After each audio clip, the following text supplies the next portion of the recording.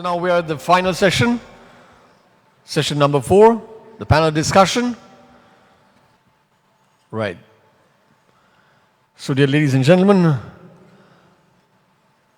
as we're going to start the panel discussion, the steering the way forward, innovative insights, inclusivity, and outside-in perspectives. So I'm going to invite the resource panel.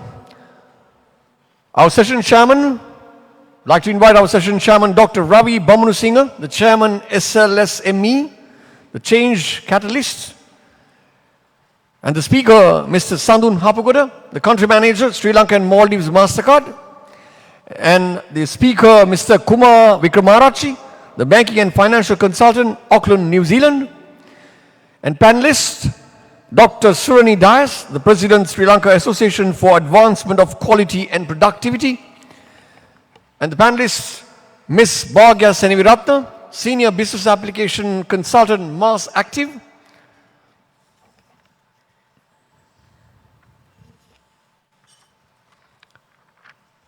May I repeat again, our session chairman, Dr. Ravi Bamanusinga, and the speaker, Mr. Sandun Hapagoda, and Mr. Kumar Wickramarachchi, and Dr. Surani Dias, and Ms. Bhagya Seneviratna. So, I would like to invite our session chairman, Dr. Ravi Bamanusinga, to commence the panel discussion. Good afternoon to all of you. Actually, from yesterday till now, we have been exposed to strategic resurgence. To me, resurgence is very interesting because the way I see, resurgence is all about how a company put their act together after a pause. So I like to emphasize on this pause a little bit because after a pause, that is going to be activity that they put together. So pause can be due to internal and external reasons, and by and large, external means may be environmental. So those environmental aspects are going to be sometimes imposing on us. I think that is what we had gone through in the past several years. So the important part here is stemming from the resurgence, what is coming out from there, because the company should be able to face it. So then there we've been told there's a very interesting word coming, resilience. But we were discussing this word resilience because resilience is all about, in a pause that we talked about earlier, how the company can deal with the pause that is being imposed. So on a 10-to-1 scale, some companies are good, but some companies are not good. Sometimes they extinct. But the companies that are good, they are doing better. So it's important how this company deal with it in a pause of that nature. Stemming from there, I like another word that I want to introduce to the discussion at this moment. That is called, now after the pause, companies are putting their act together, and sometimes they are doing it even better. Right? So that is where the very interesting word coming in as called anti-fragility. So anti-fragility is being introduced by well-known guy, Taleb, who wrote the book of, very common book is Black Swan. So the Taleb was talking about companies are anti-fragile, are doing even better when there is a predicament occurred. So therefore the organizational readiness is important. So that's the kind of a situation that we are in. So I like to hear on today's panel, so we have an eminent panel starting from there, Bhagya, and then Surani, and Kumar, and Sandun. Right? So may I call upon now Sandun to make a speech now so about his perspective. Actually, the game plan here today is Sandun and Kumar is going to talk about about 10 minutes their kind of perspective. There onward, we'll have a discussion in that light. Okay.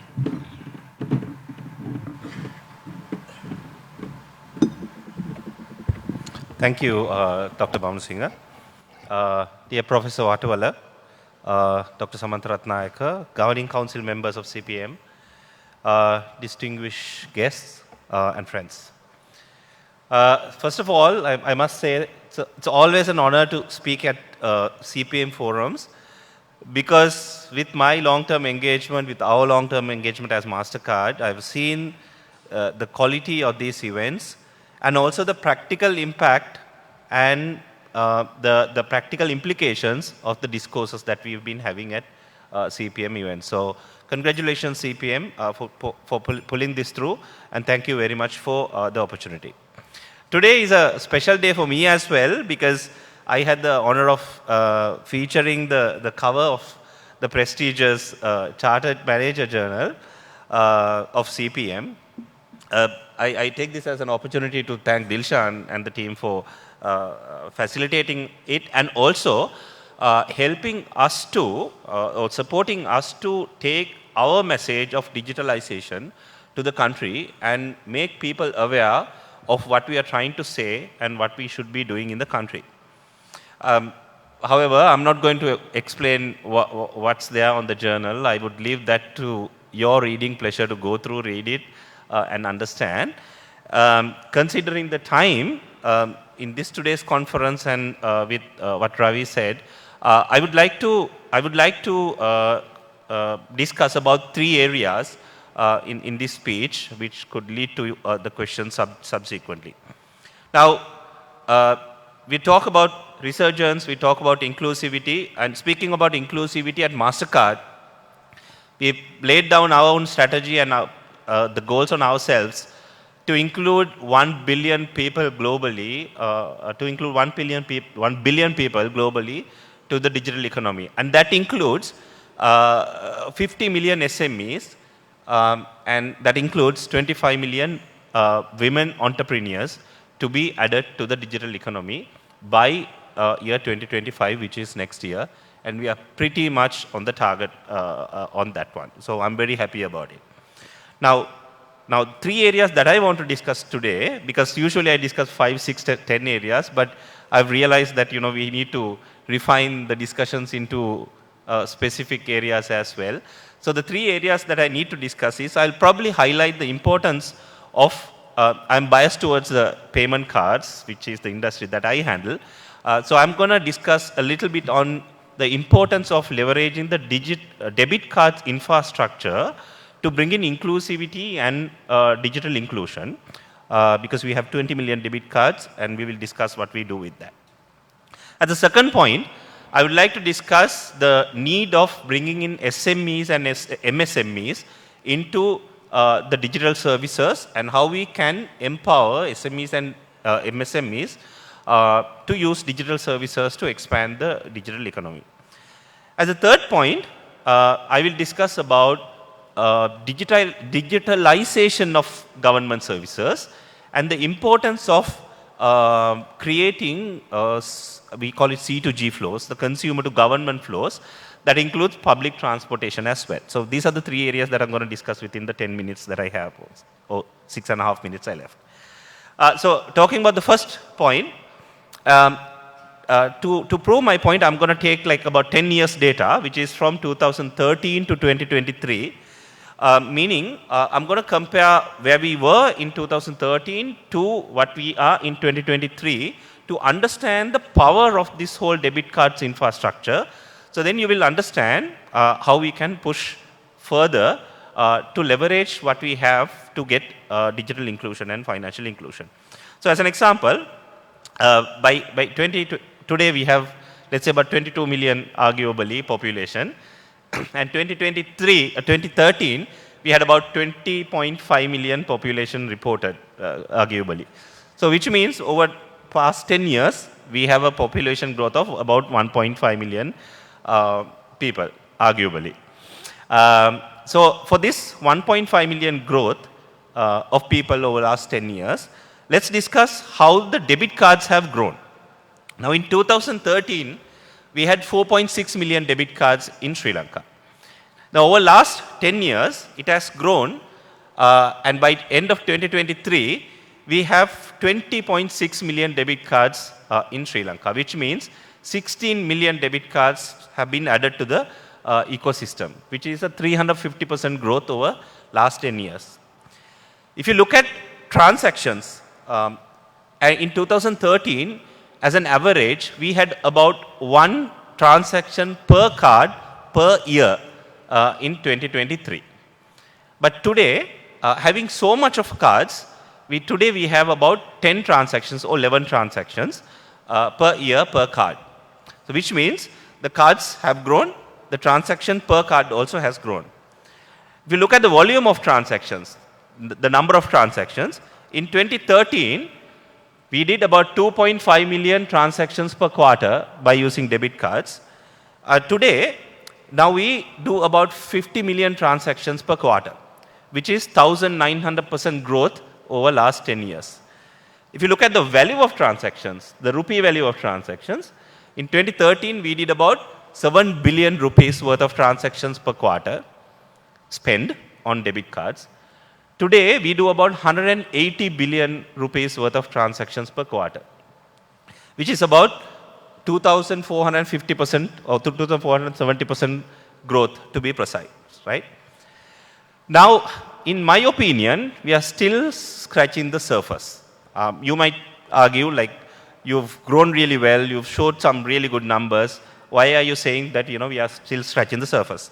Because the digital transactions have grown true, but our digital economy is still at the rate of 5%, right? We have 20 million debit cards.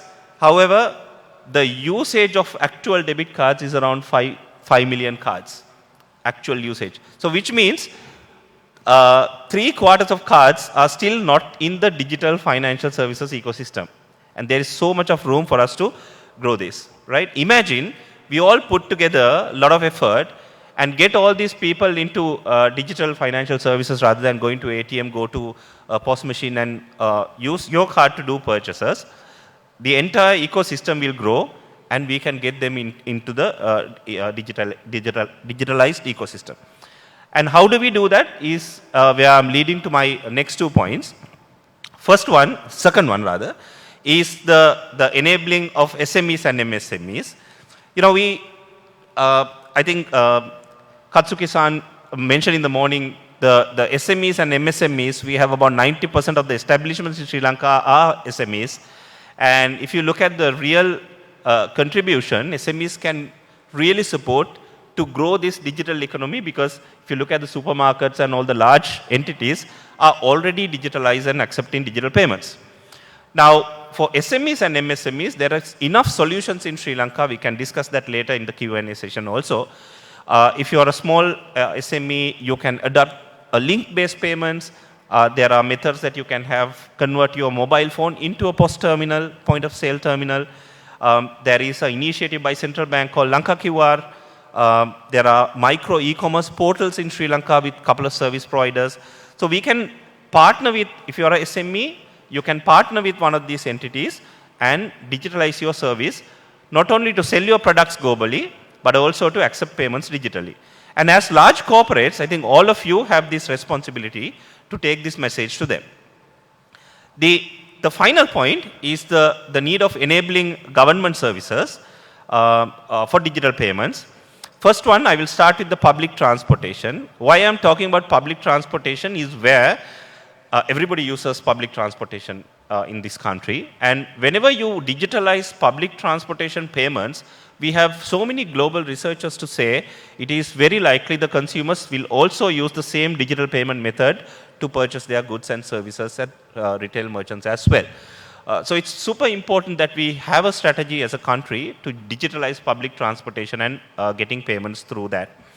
But having said that, it is also super important that as a national policy, we have a digitalization approach for other government services and also to automate consumer to government flows. As an example, as MasterCard, we partnered with National Water Board to digitalize payment acceptance and receipt issuance of North and North Central provinces, and that project is very, very successful, and the Water Board is now rolling out to other areas.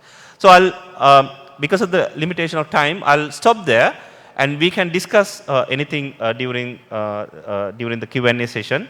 And thank you again for CPM to give me this opportunity. That is a very good initiation from Sadun. I believe that there are a few questions to me. I hope the audience also will be having some questions, and please post the questions to QR codes. Before we go into the question and answer session, may I call upon Kumar to talk because Kumar has come from, he was a senior banker in Sri Lanka and he is now residing in New Zealand, and he has come all the way from New Zealand to share some of his thinking. So Kumar, over to you.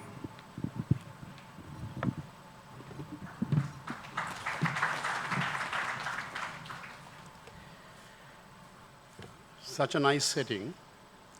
Such a nice setting. This was said repeatedly from last night, but I like to say this again. This is the very time that Sri Lanka needs this kind of thoughts coming together amongst the managers and then putting together as a package to push the country forward. This is the very time. And in that connection, let me first congratulate and wish all the best in the seminar, the conference, to the CPM headed by Professor Wattavala and the Governing Council, who have been taking an untiring effort to make this happen. This is my very first interaction with CPM. Thank you for having me here to see whether my thoughts can be used to Sri Lanka to progress. Right. Now, in this short session, my task is to simplify and set the stage to start the panel discussion for Dr. Ravi Bamanusinghe. One request I will make. I can see you come from different fields, different professions, diverse group of participants. So we can't have a single formula for all of you. I'm sorry, we can't. So what I'm saying is, I'm going to pick a couple of concepts coming from a long list of things which we discussed from yesterday. Strategic resurgence, steering Sri Lanka management landscape, configuring, reshaping, management practices and applications, best management practices, resilience, learning. So to start with, I picked the management resilience. Let me see, what is resilience? So you pick the concept as it applies to you and your company. Two people will find it two different ways, doesn't matter, that's what it's meant for. Then ponder about what we discuss here. Take it back home or to the office, talk to your colleagues, talk to your managers, and then you do your networking with the other participants coming from different companies. That's the plan I have for my, the format I have done for my presentation, so that it will be useful to each and everybody. Right, in my presentation what I'm going to do is a clinical analysis. A clinical analysis means you dissect certain words and terms to see how they will apply to yourselves, okay? So the two keywords I picked was management resilience, and then I will connect through all these other subtopics that I said to you to inclusivity. And then I'm sure we can unfold more with the panel discussion with all the eminent panelists here, which will be led by Dr. Ravi Bamanusinghe. Okay, so resilience management. In simple terms, if you take individually as a person, we say somebody is thick-skinned. Thick-skinned. What does that mean? The person is not vulnerable to outside forces, right? Person is very stable. He is able to bear up the challenges or the attacks that comes. If you take it to a company, what does resilience means? A company which is able to withstand any stormy conditions coming from the market, the competition, the global trends, the wars and invasions which are happening without us having any control, and the implications of those into trade, jobs, trade flows, essentially economics. Right? So if a company can withstand that, we say it's a resilient company. Now, something which I want to make sure that you take into your head is very clear. The companies don't talk, the companies don't think, the companies don't act. Who are the people who do it? You as managers, your bosses as the board of directors, your colleagues as managers, right? So it becomes something which has to be done in terms of a personal mindset. What the company does is a set of decisions, maybe plan out a strategy, execute the strategy, and then put it through to see that the company succeeds. Okay, from that context, the resilience is, I will, just for this purpose, I will introduce this as minimizing the impact of external forces or competition or all those things that I said. There are two ways of doing it. Number one is you can be without shaking, like a big dead rock. Whatever winds come, whatever storms come, the rock remains. Number two is, okay, the storm was so hard and strong that you couldn't avoid shaking. You have to shake. Then you rebuild. Rebuilding is also, I define, as a part of resilience. Now, when you rebuild, what happens here is that you have to collectively take management decisions, draw up a strategy, and then get on to it. Okay? So a few things that matters in this context is the managers respond and how they're able to react. Again, I'm bringing you back to that point which I said, the manager's mindset. Okay? So power of resilience is coming down to the power of mind, power of how mindful you are in terms of what is happening around you. Then I will slowly move on to one example, which was I picked up from my research. This was about Nokia. Nokia was the mobile phone which was available when I used using mobile phones. There was no Apple, there was no Samsung, so Nokia. But till 2007 they dominated. Everybody bought a Nokia. In 2007, when iOS and Android was launched, they were not ready to meet that challenge. Right? Within 2-3 years, they failed. That's a very good case study. If you want to do further, I can't cover everything in 10 minutes. Then coming on to inclusivity. All these subtopics that we have been discussing from yesterday and today cannot be put them apart. They're all intertwined, all connected. So I was having a hard time in getting these two terms, and then trying to elaborate on that. You know white because you know black, or other way about, right? You know a depth because you know what is shallow, or other way about. You know distance because you know what is closeness is. Likewise, the inclusivity come to being because there is something called exclusivity, right? And then inclusivity, exclusivity, and diversity. All these things go together. Now, there's a little misconception that we have among us. Diversity is not only about different nationalities. The moment you hear the word diversity, we think, okay, there's that person coming from country A, the other person coming from country B.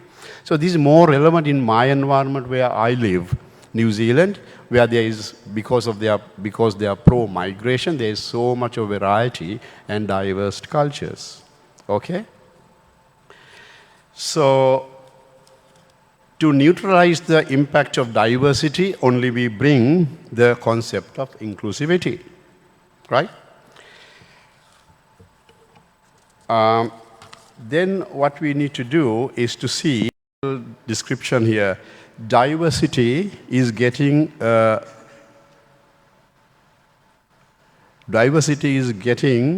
the things into shape and place. Inclusivity is to see that it works together. So that's how both of them go with each other. Okay, my time is up, so I can assure you that Dr. Ravi Bamanusinga will unfold a lot of other things connected to this, coming from these two presentations which was done from MasterCard and myself. Okay, so thank you very much for listening to me. Thanks for your time. So let's head on to more vibrant panel discussion. Thank you very much, everyone. Thank you, Kumar.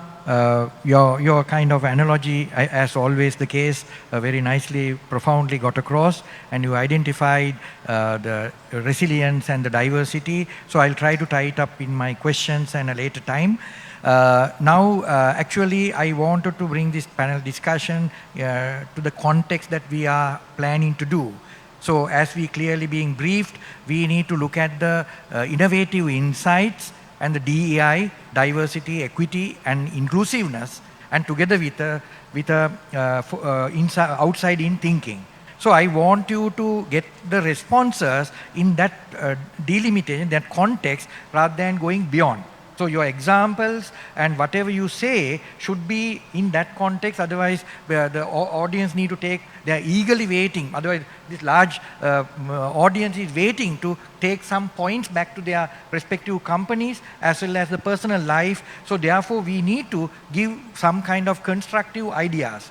So with this since Kumar and Sandun has already spoken, I thought it's always say the ladies first, right? So I'm trying to adhere to that kind of approach. But then again, I thought of asking Bhagya to talk first, because Bhagya has a special place in my mind because of her. She has inspired me a lot, and I'm using her kind of perseverance. So therefore it's very commendable. I hope if you hit the Google or WhatsApp, you may come across her kind of her situation. So she will talk about a little bit.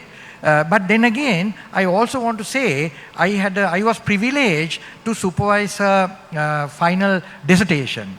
So when I met her first, actually I told her, I will not treat you differently to others, but I will treat you who you are and not what you are. So accordingly, I was very firm, and I developed, and she produced one of the best final dissertation and a very, very effective report that she presented. So I'm very proud about it, because us being able to create that kind of mindset. So coming on to the kind of context that we are talking, diversity, the innovative insights, and the inclusivity and outside-in thinking, you take about Bhagya 3 to 5 minutes. You just talk about how do you feel and how you interpret in your own self. Over to you. Thank you very much, Ravi sir. Giving a brief introduction covering a lot of about me. Good evening all, and thank you CPM for giving this opportunity to me. This is the first time I am here to address you all. As Ravi sir started, I met sir in my final dissertation. I think with the inputs gave there, I completed the reports in a very good level. with that, I'll very honored to share here my thought as well as experience I got in my journey. Some may be a personal, some may be a professional journey. If I explain more related to our topic, I'm prepared to start in from the inclusivity. If we are talking about the inclusivity, that if someone feel you are mostly welcome and you are treated well in any organizing, that is the inclusivity feeling for us. In an organization perspective, if organization create an environment to value and honor and welcome their employers regardless their ethnicity or backgrounds and race, that kind of things. Actually, I am willing to start in from my personal experience. Before 10 years ago, I'm graduated with a management with a special degree with first class becoming a bachelor. After that, I also looking for an employment opportunity. At that point, in many organizations, private sector, public sector, banks, academic institute, most of places I went to interview and selection exams, but all those places I were rejected. That is the exclusivity there. Finally, I show the paper advertisement of MS Holding. Below that advertisement, it shows a symbol of wheelchair and by saying equal opportunity. Actually, I am very enlightened to see that, and I applied for that. I went to interview there. At that interview, I feel without limiting to my resume, they have a very friendly manner chat. And they found my thinking pattern and talent, how I like to engage there, and actually they identified my capacity there. With that, I got an opportunity there and I'm performing there now. Actually, I like to bring through that if an organization is not much inclusive, they narrow down their scope of the resources. With that, they limited to have their diversify options. With that, they also lose some innovative insights. All these are interconnected, as I feel, with the different backgrounds, different cultures and skills, abilities and genders. They have various inputs. If I also like to emphasize about the woman representative. If I consider the population of Sri Lanka, it's about 22 million. Out of that, 51% are the women. Out of that 50%, only 32% are in the employment. But concern is, if we consider the South Asian context, among the other South Asian countries, Sri Lanka is with a high secondary education percentage. It's about 98%. And also with that, other countries may in 70-80%.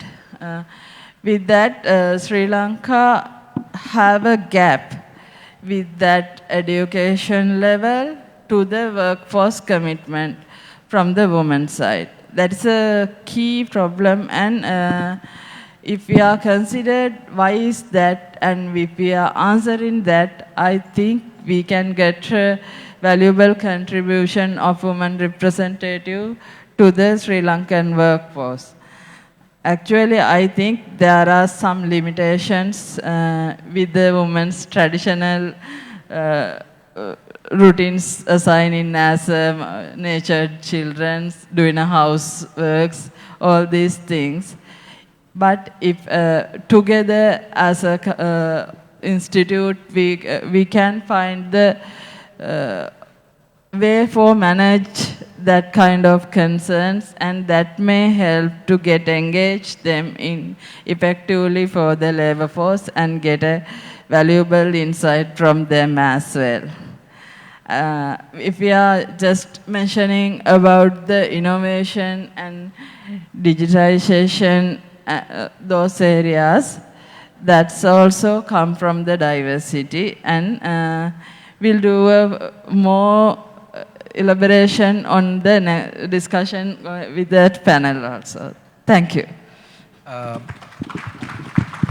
Thank you, Bhagya. You brought in the inclusivity in a perspective of humankind in an organization. I think it is quite commendable. I think the company that took, I think that is MAS, taking that policy decision to treat equally is a great thing, but the company is benefited because the caliber of her is contributing to the progress of the company in that light. So that kind of inclusivity is fantastic, the way I see. I think I have another question. My next question I'll be asking after Surani and after these two gentlemen.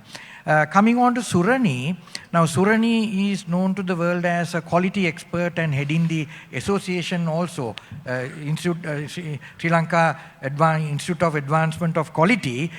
So I think we Sri Lankans are a little bit scared of quality, because quality, in one hand, in the apparel industry, we are known for quality, but certain other industries, we are not so well known in terms of quality.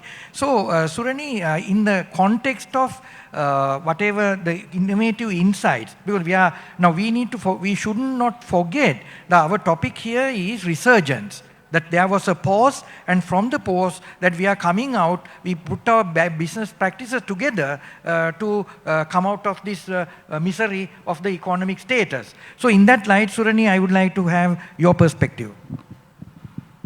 Thank you, Ravi, for this opportunity given by CPM to be part of this event. My first thought, as I was asked to speak and when I looked at the topic, was about yes, we need to get out of this situation. So therefore, we need to have an innovative mindset. And I think the 5 case studies that were presented gave very good example of this. And I wondered, what else can I speak?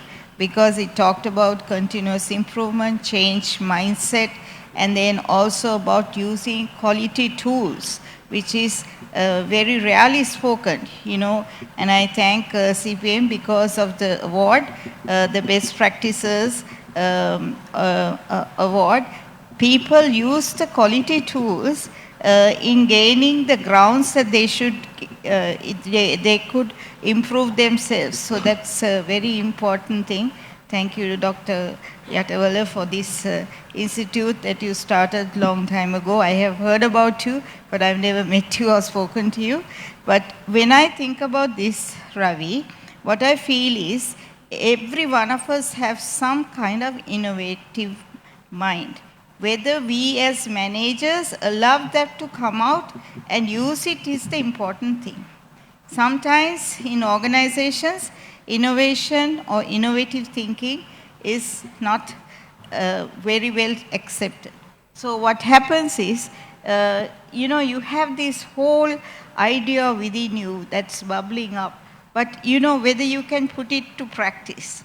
That is an issue I feel as managers we face in our country. And I have a very good example that I will be using later on in sharing this. But in terms of having a change mindset and getting to, as Ravi said, it is very well known in apparel sector.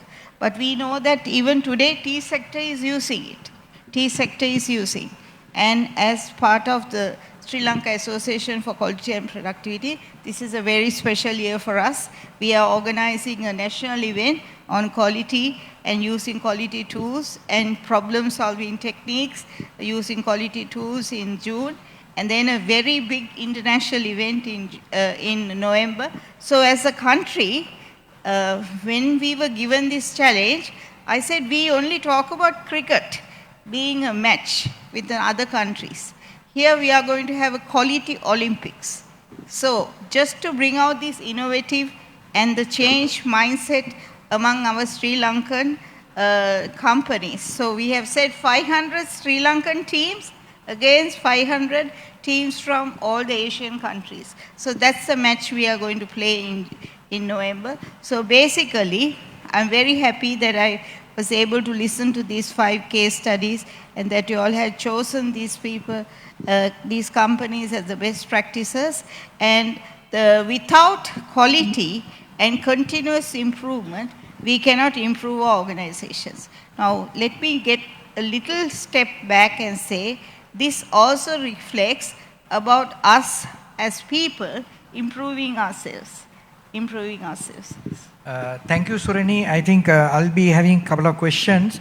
Actually, but before that, go into that because, okay, I can ask this question right now. Now, when you say quality, now you say now even tea, our quality consciousness, quality mindedness has gone into tea also. Now, could you tell us a mechanism or way to practices that we can have greater, more quality minded people? Quick answer.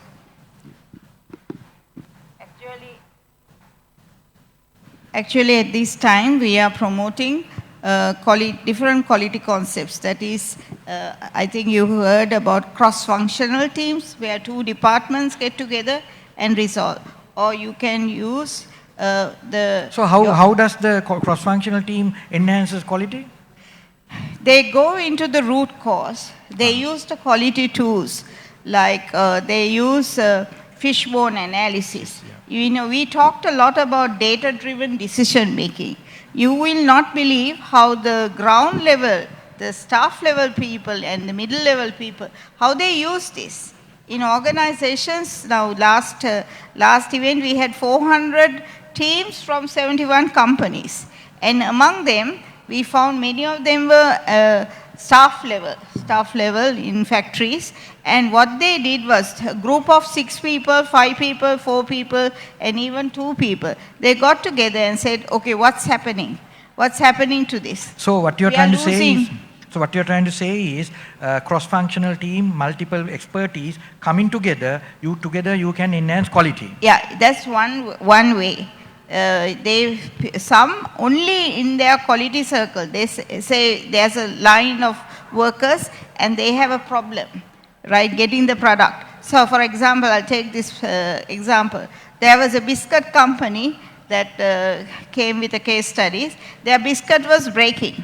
So what they did was, a few of the staff at that level, because the breaking of a biscuit means it's a cost to the company. They cannot pack that. So they got together, they understood, is it a mechanical problem? Is it a problem of packing? Is it a problem of the recipe? And they went to the root cause. Yeah. And finally, they found the root cause, and then they gave a solution. Then they said we manage cost or reduce the wastage, reduce the costing.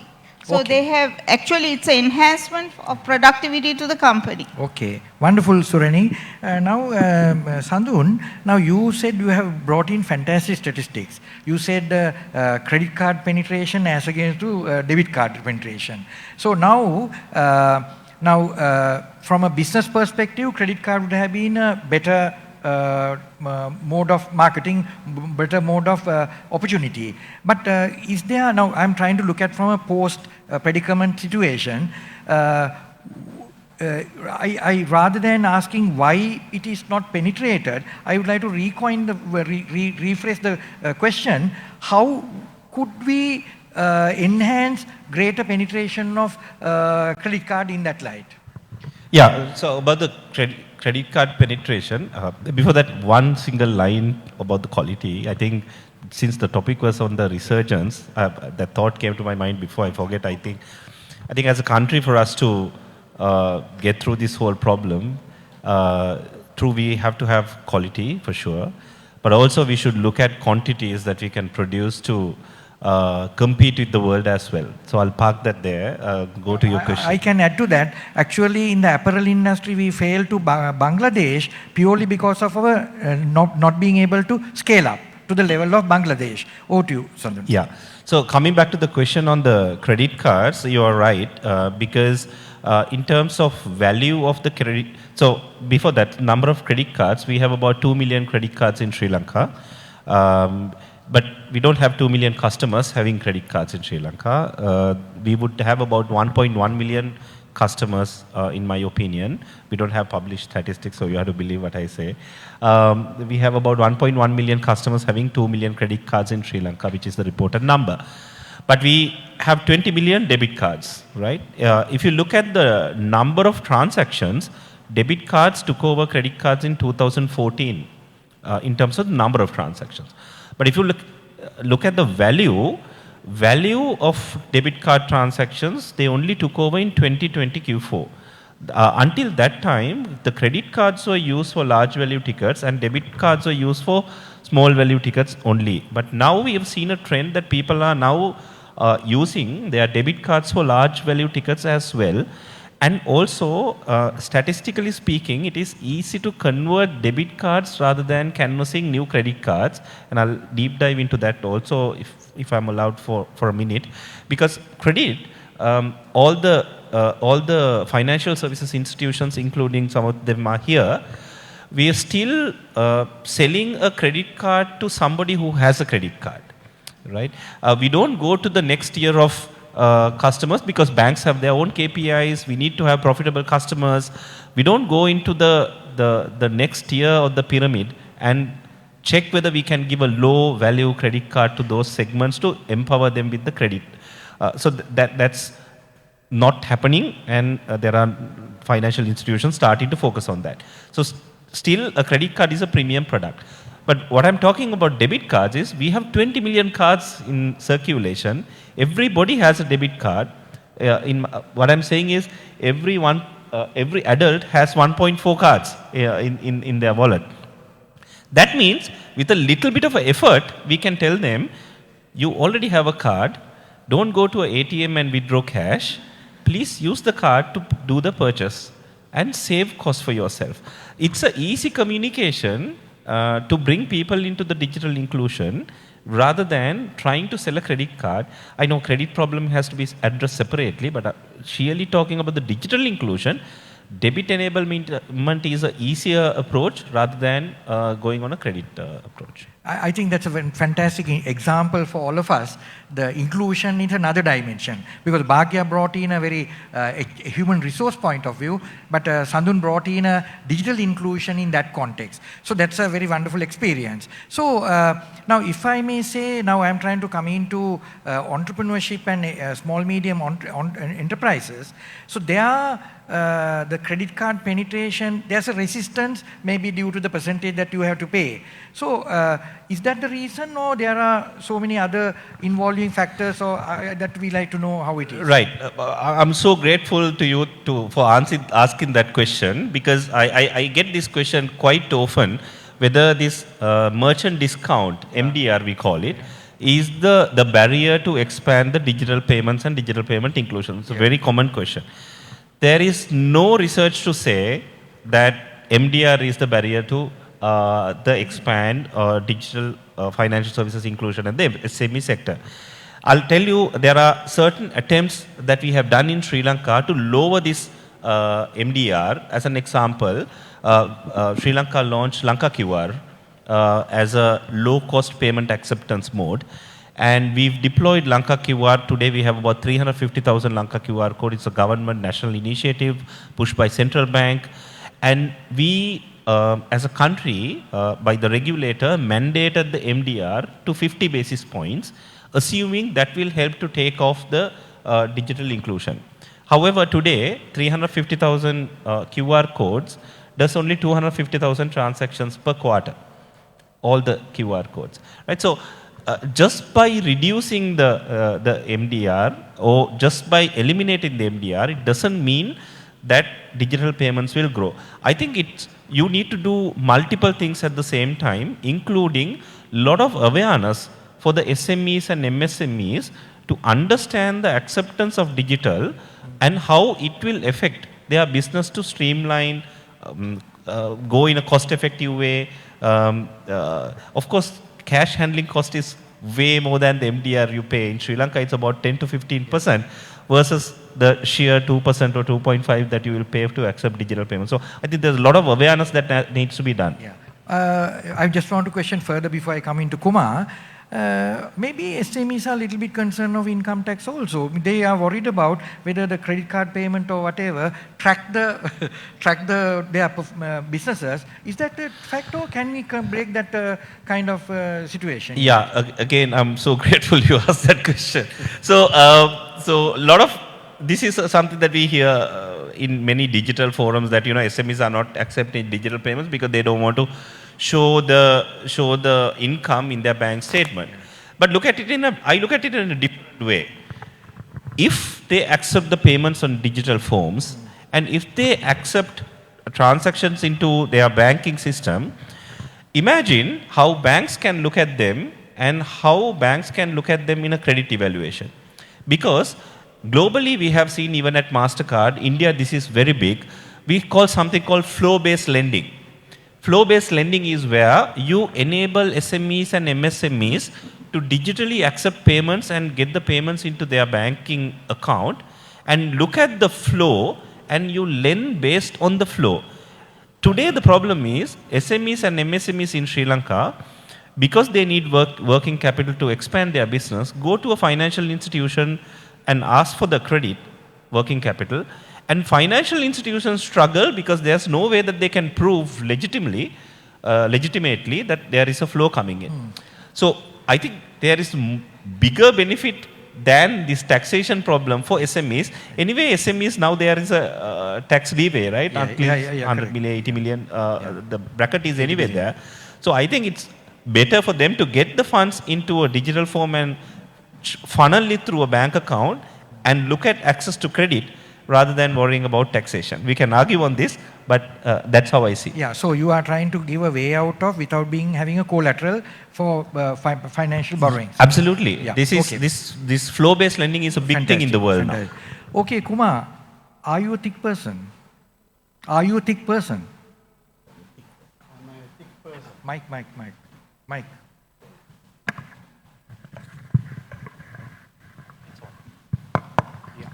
The question Ravi is asking is, is Kumar a thick person? Thick-skinned person. Thick-skinned person, right. Now, I was trying to explain to you in my little presentation, just to get the message across to you all as to what resilience is. When you have an example which is very close to you, you understand it better. So that was the reason why I brought that example. To answer your question, Ravi, depends on the situation, obviously. Depends on the circumstances and what the matter is all about. Now, this is where I have done a bit of reading on this personally. This is where we talk about not getting worried about what others say about you, in simple terms. We are not talking about a storm. We are not talking about meeting with an accident. We are not talking about the big economic issues. Basically, are you able to, or is your mind strong enough to ignore what you think is not right? Just because somebody says, would you worry? Right? In that context, I am practicing. I don't say I'm a thick-skinned person in that respect. But I'm practicing now, after reading and watching a lot of information, that's the best way to go to keep your mindset clear. Okay, Kumar, mindfulness. Yeah. We talk about mindfulness. Yeah. Kumar, can you, briefly, you can, with your experience in New Zealand and you are a senior banker here, how can a company become, now I like your word, thick skin, and another word is a high resilience, right? How can, give us a kind of a tip, how to make a company greater, more resilient? Very good. Good question. Now, I have done a lot of work in New Zealand with regard to risk management. Right? Risk management, a bigger part of risk management for a company or a bank comes with, very clearly, with a disaster recovery plan and business continuity planning. You as managers, you must be knowing how important that is. Right? Now, with the more recent example, which is very close to our hearts, the COVID situation. COVID hit us. COVID hit all the companies across the globe. There was no solution. There were so many shutdowns all over the world. But some companies resorted to getting staff to work from home so that the companies did not stop their activity. Of course, there would have been certain element of activity which has to be cut down, but the companies did not go underground. The companies did not fail. They survived through the 2 or 3 years when this COVID was so badly affecting the whole world, and then they were able to revive from there. And then now, working from home is becoming more or less a practice all over the world. In New Zealand, if I look at my own experience, the companies who were allowed to work from outside office was the people who were doing marketing. They took a laptop to a customer and then they can look at the customer details from the laptop. So that was by essence, by compulsion, right? Now that slowly but surely shifted to a situation where even the administration staff and everybody else was able to do it online. It took a few months to get things set up. But now see, the companies are now ready, even if another pandemic hits, now they are ready to go. Right? So the impact from that calamity or a pandemic will be minimized, and that will not be as big as what we saw in 2020. What's the answer? Wonderful, Kumar. Now I'll like to Bhagya. Now in your life was paused with the accident, isn't it? Yeah, life was paused. I don't know whether, I think it's inspiring because it is there in the public domain.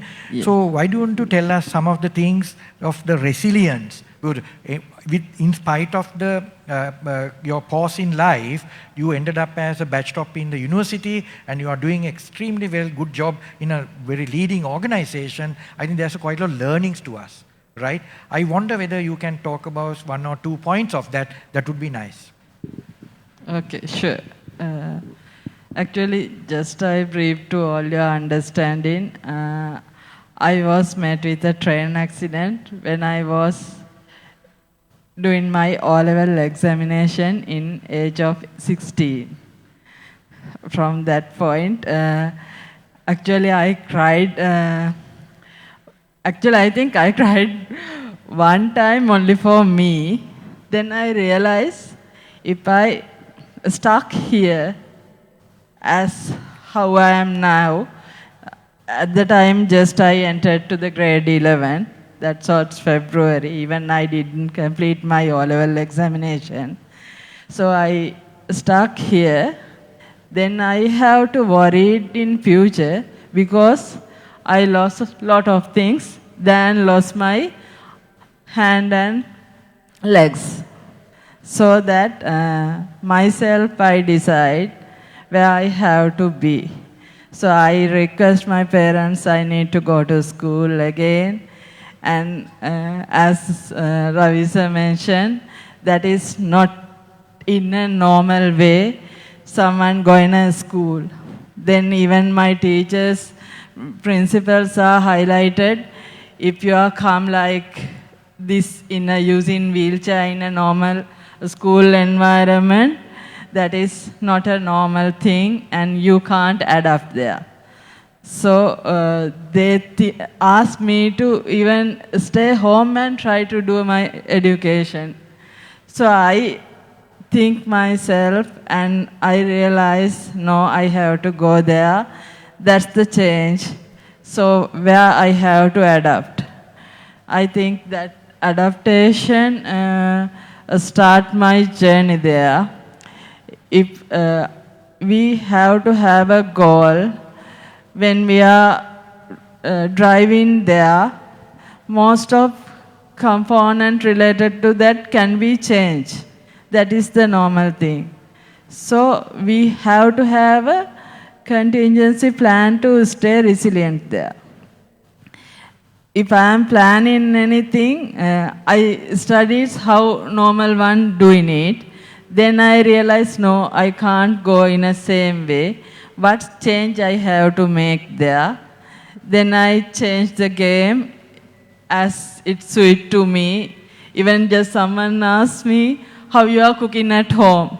Yes, I can cook all the things others are cooking, but not in the same way. Some are asking how you handle the knife, how you are cutting leaves in this way, but I can. That's the oven my way.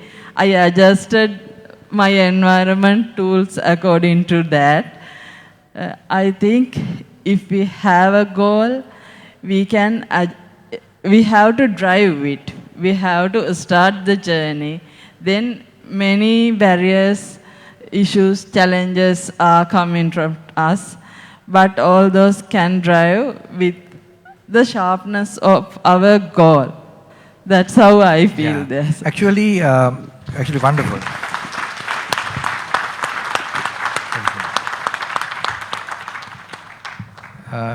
I don't have to say a word, Bhagya. Audience said the word, isn't it? Right.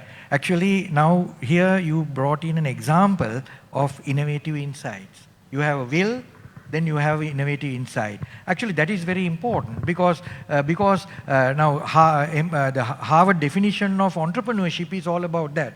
The pursuit of opportunities beyond resources you currently control. So you need to be creative and innovative to get things across. So I'm quite commendable, Bhagya. I think that's the kind of spirit that we all should have in our company and as in our companies as well as in the country.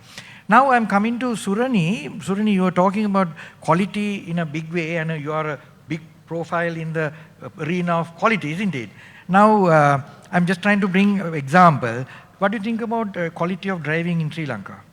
Quality of driving in Sri Lanka. Kumar, what do you think? Is it good or bad? You have why don't you make a comment? You are okay or are you driving in Sri Lanka? You asking me? Of course. Yeah. No, first Of asking course Kumar. I drive in Sri Wait. Lanka. First asking Kumar. Are you driving? Sorry. Quality of driving, never thought of. We always keep scolding for the mistakes other drivers do, but something that you have to go in front of the mirror and then see is, are we following the right rules? Pardon me for saying this. I know for sure, I'm not a person who says just because it's coming from overseas, that's supreme. I'm still a Sri Lankan, 24 years away from Sri Lanka, but when I come to Sri Lanka, I will share my personal experience. I can get back to what I was doing in the year 2000 easily. Hoot in the phone, hoot in the horn, and then cutting across this way, that way. Otherwise, you are not going to be getting there, right?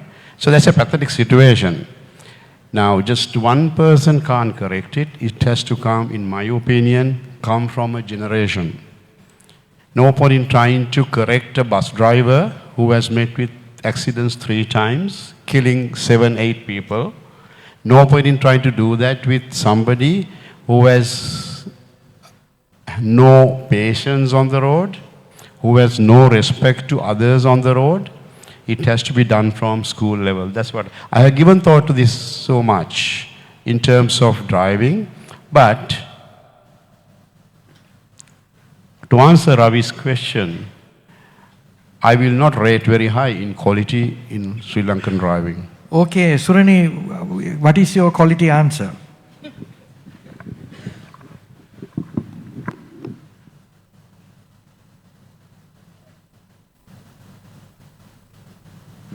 Okay, can I share this in a different way, Ravi? Because, okay, we want to get to a place and we want to do it our way. But this our way interrupts with other people because we are not here alone. We live in a society, right? I will take this as an example to share my thoughts about this from two birds. One is our kaka, crow. Other one is the eagle, right? So we can live as crows. You know, crows don't fly very high. You know, the easiest route they take and they try to, you know, get their day pass. They steal. They kick and steal. I have a big problem. I have a dog at home and the crows try to come in to eat the dog's food when she delays. So, but look at the discipline of an eagle. 1,000 feet high is the way she flies. 1,000 feet high is the way she builds her nest. Even when she's building that 4 to 5 kilos of nest, she'll put layers of whatever it is to secure her bird nest. And then she not only does that, she trains her little ones one by one, taking the layers out so that the little eaglets cannot stay in the bird nest. Then when she throws them out one by one, she never drops them. She goes and gives a small push. And I think that's the way quality should be. Sorry, I'm not clear. What you are trying to say? I need a very cut and right answer. Yeah. So what I'm saying is the quality that we need to do has to have discipline, which is what is lacking. Yeah, so then the question is, yes, how to inculcate discipline?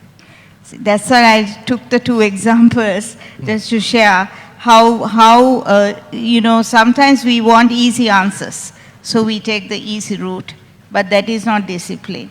But when you take, like from this example that I shared, you know, when you have discipline and you get to the right place, you can enjoy, you can be content, you will feel happy. All those things are part of quality. But if you take the quick route, now that's what you see on the road. We want to get to a place. So we cut across here and there and we don't follow the routes and we have so many deaths happening, continuously happening. So I'm not supporting that kind of driving. So I'm very careful with what I do. So I don't support that. Kumar wanted to make a comment. Yeah.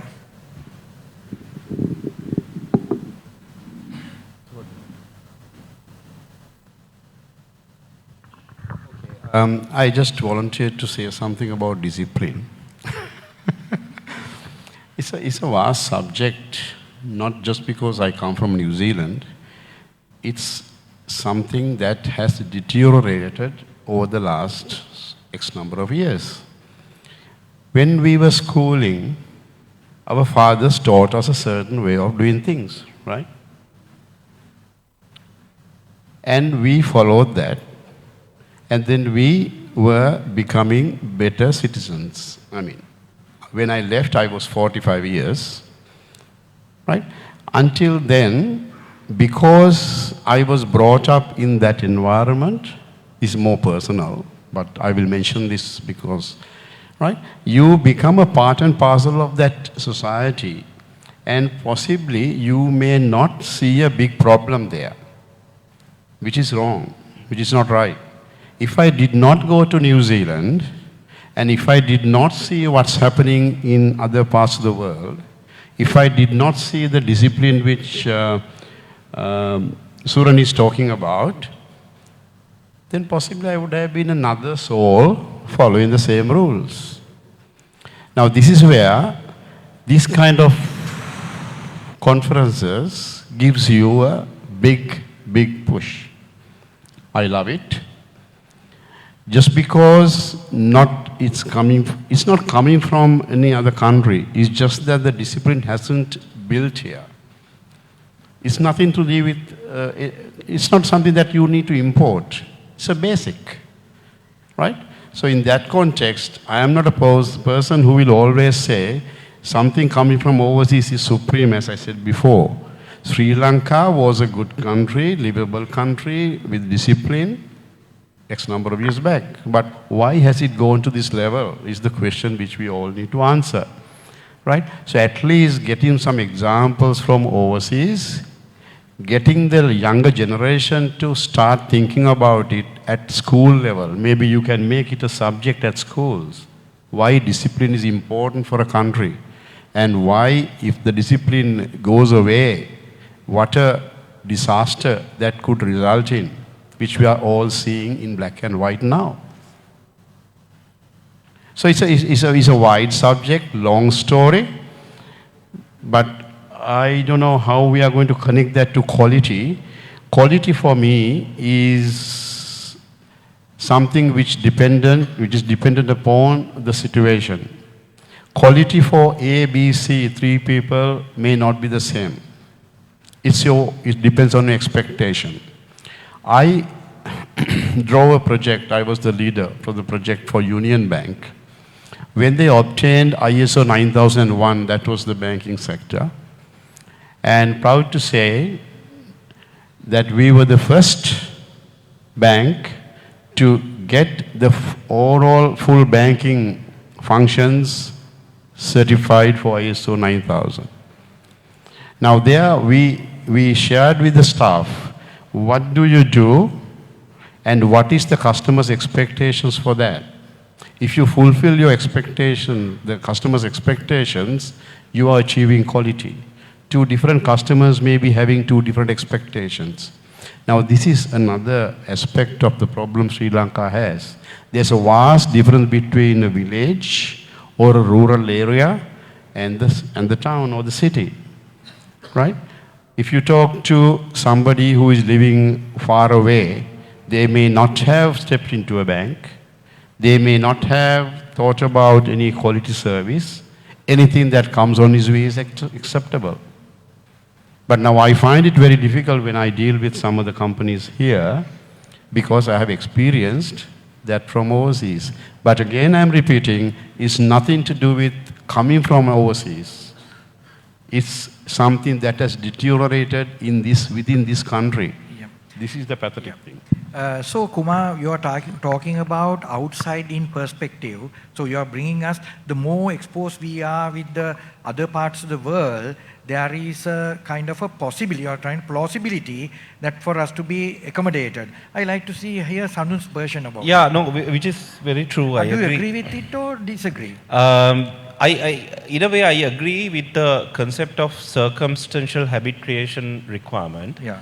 Because I think this habit creation is where, talking about my area of digital financial inclusion, it's super important to the topic that you earlier mentioned as well. So I'll give you an example.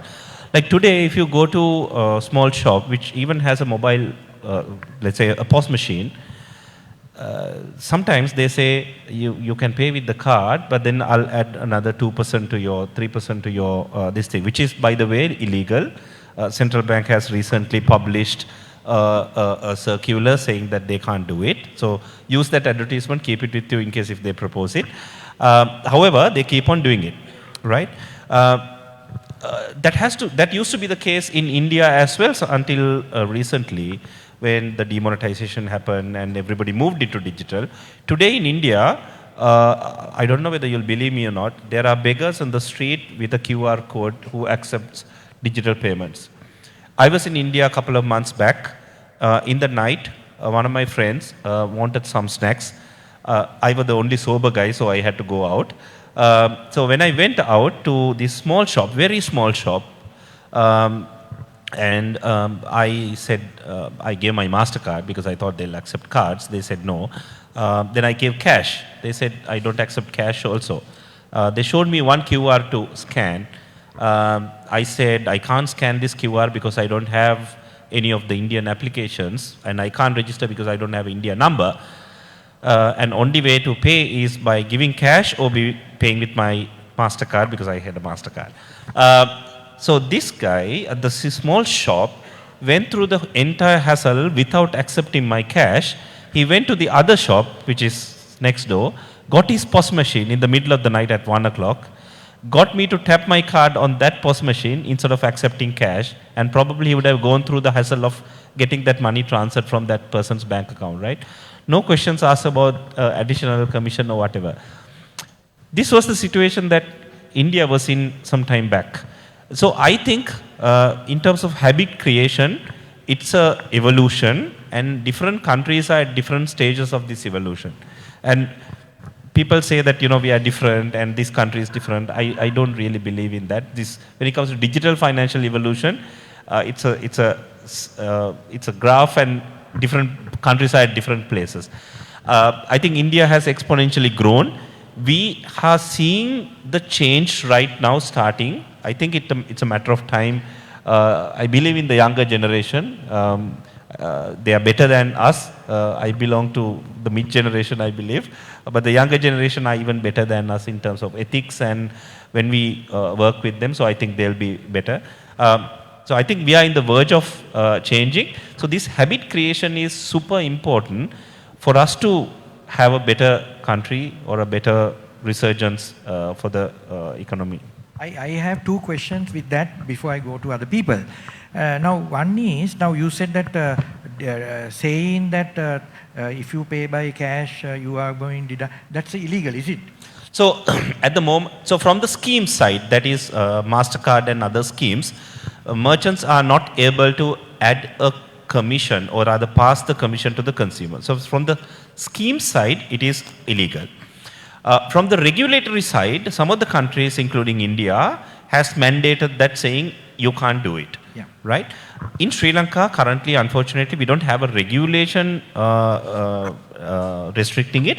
However, recently, Central Bank published, there is a separate dialogue going on between payment schemes together with Central Bank. Recently, there was a huge paper article and advertisement and awareness session saying merchants are not allowed to pass that merchant discount rate to the consumer. My real hope is very soon it will become a legislation in Sri Lanka. So you will be able to go to merchants and say it's illegal to do so. Yeah. I would like to have a comment from either Kumar and Supun before I come to Surani and Bhagya. There is banks have encouraged entrepreneurs, SMEs, because if you have an account with the bank will automatically facilitate you a payment gateway. So that's a very complimentary and commendable, because then there won't be, I can remember some years ago, the entrepreneurs had a tough time to find a payment gateway, online transactions. But then the question is, that is limited to Sri Lanka, because recently I met a retired Export Development Board person. What it is, for international transactions, that is not valid, isn't it? That's not the case. There are 11 payment acquirers in Sri Lanka, e-commerce acquirers. Out of 11 e-commerce acquirers, 10 of them are using my payment gateway, so I know this very well. So all the payment gateway transactions in Sri Lanka, unless it is restricted by the acquirer, accepts international transactions. What do you mean by acquirer? So the bank which accepts the transaction, or rather giving the payment gateway to the merchant, is called acquiring bank. So banks issuing cards is called issuers. Bank accepting payments and enabling merchants is called acquiring banks. So the banks extending payment gateways are called acquiring banks. So unless otherwise it is restricted by the acquiring bank, which is a very, very rare scenario. It doesn't usually happen now. Usually, if you get a payment gateway, it can accept international transactions. But in a country like Sri Lanka especially, where we talk about tourism and the growth of international sales and all that, you definitely need to accept international transactions. But the challenge is actually not every merchant is capable with integrating with a payment gateway. So for such merchants, as I said in my speech, there are enough solutions today in the country by banks and third-party institutions where you can go to them and say, I don't have a website, but can you give me a solution to accept payment digitally? And there are enough solutions in Sri Lanka today which can enable it. Thank you, Sandun. Actually, that's a very important message to all of us because today our country's resilience is purely depending on we being able to export. So when you talk about small, medium entrepreneurs, exporting is a challenge because of the payment gateway issues, right? So you mean to say that is not a problem that can be resolved? Yeah, so at the moment there is no challenge in terms of payment, accepting payments as long as you get a payment gateway from a local bank, there is no challenge. There is a whole set of a conversation separately about PayPal and accepting Apple Pay and all that. That's a very different conversation. But if you look at card-based payments, there is no restriction by any of these 11 acquirers that I'm talking to. In case if you come across something, you can get my contact details from CPM and talk to me, and I'll probably mediate that problem. Wonderful, wonderful. Right, now we are having about 5-6 minutes. So in the light of, now the important part here is we were trying our best to delimit our discussion with the strategic resurgence, resilience, and then when we were talking about the pause that we had, and accordingly we were discussing in the arena of innovative insights, DEI, diversity, equity, and inclusiveness, and then also outside-in thinking. So I would allow you to have a 1 minute comment in the light of what we discussed, or you have a parting thought for the audience for them to take back some of your final thoughts in that light. So may I start from Bhagya in that light?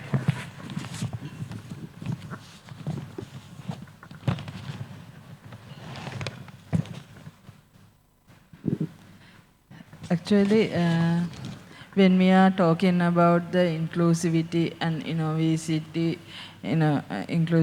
innovation with the diversity, those concepts, my thought is we are still with a long journey as a country. We are far ahead to go with the changing our minds. If we think we not utilize actually our labor force in fully, so with that I think it's better to create an opportunity with internalization, with the digitization approaches. With that, I think we can get a more opportunity. We are island, and if we are targeting in our country, only we are cater the requirement of 22 millions. If we are thinking the world population, it's around the 8 billions. So we are just thoughts about the as a managers or employers with the scope of the 10.2 around figure in that total world population. Okay, are you optimistic or pessimistic?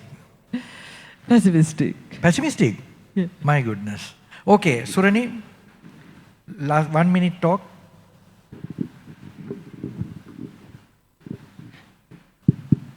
Innovation is very crucial to the continuing success of any organization.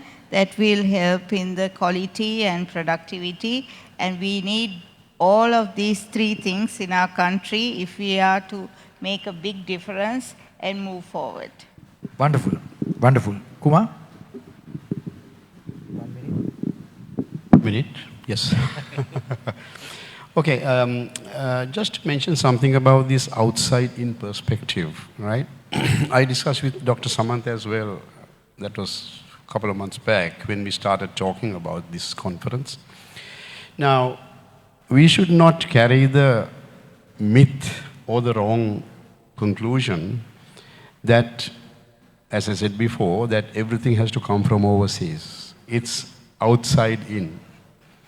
The way I think, probably you all agree by now, after going through these kind of very valuable, constructive discussions, the problem with the Sri Lankans, or problem with Sri Lanka as a country, is that it has got so many impediments which prevents them from getting there. Take an example. unnecessary political intervention. I'm underlining the word unnecessary and disastrous. Okay? Resources, we have so much of good talent which we saw on the display from the 5 companies and other companies who did it yesterday. Resources, talent is there. Unfortunately, they are moving out in big numbers. Finance capabilities, countries in a problem, dollar, not alone dollars, but also financially they can't match the budget. Ways of reinforcing integrity and honesty. Where is it coming from? It has to come from top, from the cabinet, from the parliament. It's not happening. So where are we moving? Now those impediments are the reason why we can't get there. It's not that Sri Lanka can't do it. That is why I compliment CPM for opening eyes of these young managers who are here. We can do it. It's just that we had to get the right mindset. That's number one. How do you promote it? How do you do it? Promote good attitude. Attitude is key. And empowerment. A simple example. If you walk into a counter in Auckland, the cashier, or the teller we call them, has the authority to pay up to a fairly big amount because they check the signatures, systems are equipped enough to check the signatures, and then that doesn't go through another 2 or 3 people. Empowerment. When you are in a meeting, you are encouraged to talk. Right? Now that kind of thing is the way to build people. And then for the employees or the staff to feel that they are belonging to the company. Interact with them. One more thing I will mention here, Ravi, if I may take half a minute. Oh, okay. Yeah. Thank you. With the interest of time, thank you, Kumar. Sandun. I'll take half a minute. So my only request, considering the audience here, I see there are private sector, government sector, all managers, senior leaders. My advice to you, and my area of expertise also, use the digital channels, use the digital inclusion which we have today in Sri Lanka for the digital financial services inclusion. Just to elaborate that, we have 9 million social media users in Sri Lanka. 99% of them use mobile phones to use social media. So the digital inclusion is decently good in Sri Lanka. Use that in your corporates at your level to pass the message I gave and the whole digital financial message, and use these channels to get your customers and your counterparts and other stakeholders that works with you to get into the financial service, digital financial services inclusion. That's my message. Okay, wonderful. Then for summing up comments, I would like to say thanking Bhagya, Surani, Kumar and Sandun, and they collectively, they were trying to say quite a lot of things to us, and some things that we can take back home to or to our working environment. More importantly, the inclusivity has multiple interpretations, and that is important that we need to be mindful. Then again, the innovative insights. We saw collective and individual innovative insights can be able to shape the economy or the business landscape in Sri Lanka. That's one way to look at it. That is also very important in that light. So, even though Bhagya is relatively pessimistic, I think we need to be optimistic, and I am believing what Gandhi said very profoundly. You must be the change that you want to see in this world. So I like that Kumar's comment that if we make that decision by ourselves, I think we can make a change country, and therefore we are going to be better off in time to come. All the best. Thank you.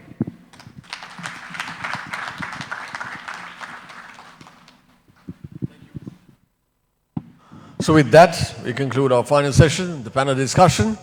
So I'd like to thank our session chairman, Dr. Ravi Bamanusinghe, and the speakers, Mr. Sadun Hapugoda and Mr. Kumar Vikramarachi, and our panelists, Dr. Surani Dias and Ms. Bhagya Seniviratna. Now to hand over the token of appreciation for our resource panel, I would like to invite Professor Lakshmana Vatawala, the founder and president of CPM Sri Lanka, and Dr. Samantha Ratnayaka, and Mr. Roshan Collis, Mr. Kosra Disanayaka, and Mr. Hinanaka Bandara, of the governing council members, and Mr. Dilshan Arsakulatna, the director of CPM Sri Lanka, to hand over the token of appreciation.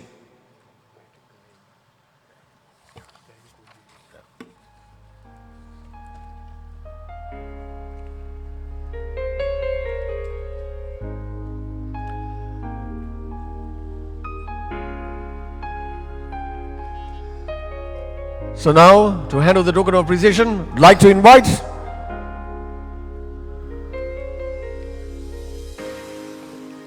and also I would like to invite Ms. Gayani Puncheva, the council member, to the stage.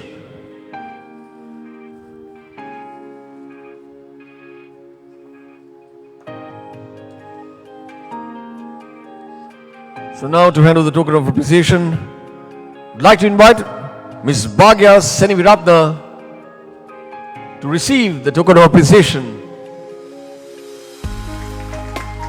Please give a round of applause. The token of appreciation handed over to Mr. Lakshmana Vatawala to Ms. Bhagya Seniviratna. Next, I'd like to invite Dr. Ravi Balamusingha, our session chairman. Invite Professor Lakshmana Vatawala to hand over the appreciation to Dr. Ravi Balamusingha, our session chairman. And now I invite Dr. Surani Dias. Dr. Surani Dias, our panelist. Professor Lakshmana Vatawala to hand over the token of appreciation to Dr. Surani Dias. And also Mr. Kumar Vikramarachi, a speaker.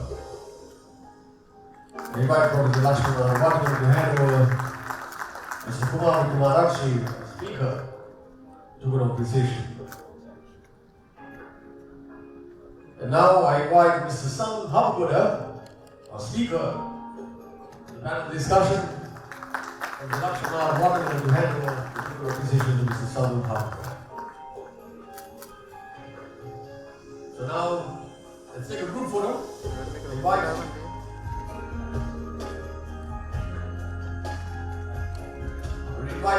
Mr. Roshan. Mr. Gayan Guruvardhan.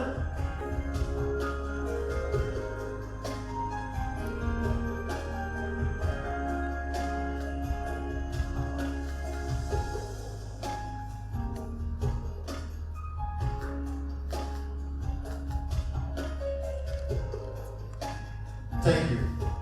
Thank you all. So with that, we conclude our 11th CPM International Management Conference 2024. So we highly appreciate your participation. So let's meet again at another event like this. So thank you once again and have a good day.